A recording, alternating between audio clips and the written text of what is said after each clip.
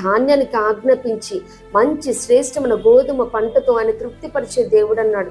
మరి ఎవరైతే కుటుంబాన్ని పోషించుకోలేకపోతున్నాను, మరి నా సాలరీ నా బిడ్డల కడుపు నిండా పెట్టడానికి సరిపోవట్లేదు, మరి నా ఒక్కరి సంపాదన సరిపోవట్లేదు, ఎవరైతే బాధపడతా ఉన్నారో నిజముగా మరి రెక్కల కష్టం సరిపోవట్లేదని ఆయన ఆశీర్వదించే దేవుడు అన్నాడు.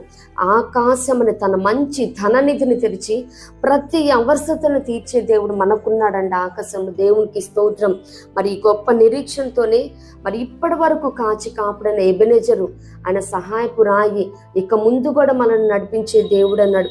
సమస్తము నాట్ ఓన్లీ ఫుడ్ అండి, ఆహారమే కాదు, కానీ ఏది ఎప్పుడు అవసరమన్నదో యెహోవా ఈరే మరి ఆయన సమకూర్చే దేవుడై ఉన్నాడు. ప్రతిదీ కూడా మనకి ఆయన నివాస స్థానమైన ఆకాశం నుండి మన ప్రతి అవసరతను అక్కరతను మరి తల్లిలా